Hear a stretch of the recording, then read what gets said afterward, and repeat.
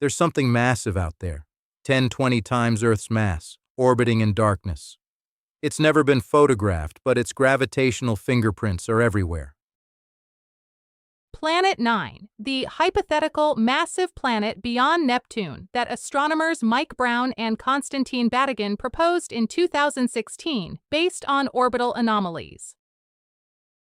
Extreme trans-Neptunian objects cluster at a specific angle and direction. That's not random. Something is shepherding them into similar orbits.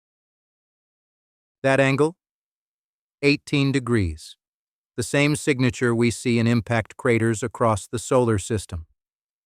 Planet 9 is the delivery mechanism. Planet 9's proposed orbit, 400-800 astronomical units from the Sun, highly elliptical, taking 10,000-20,000 years to complete one revolution.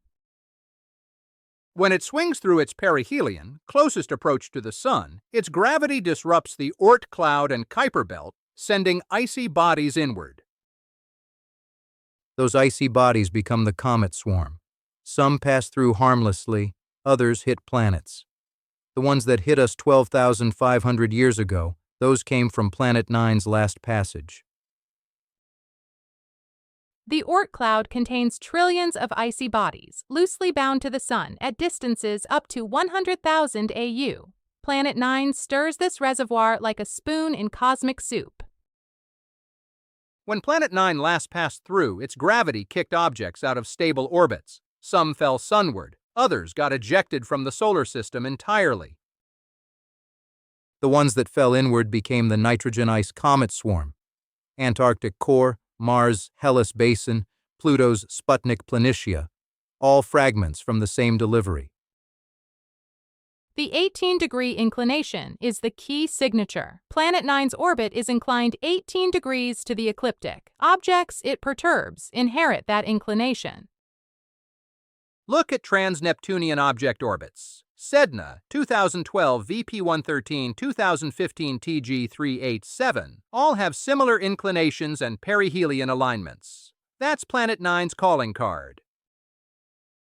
Why hasn't anyone found it yet?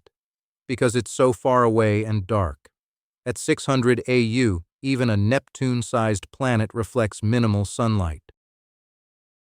Current telescopes struggle to detect it, but new facilities coming online, like the Vera C. Rubin Observatory in Chile, have the sensitivity to finally spot it. If Planet 9 exists and has a 20,000-year orbit, then 12,500 years ago was its last perihelion passage. Next perihelion, 7,500 years from now. That gives us time, but not unlimited time. The cycle repeats. When Planet 9 comes back, another swarm gets delivered. We need to be ready.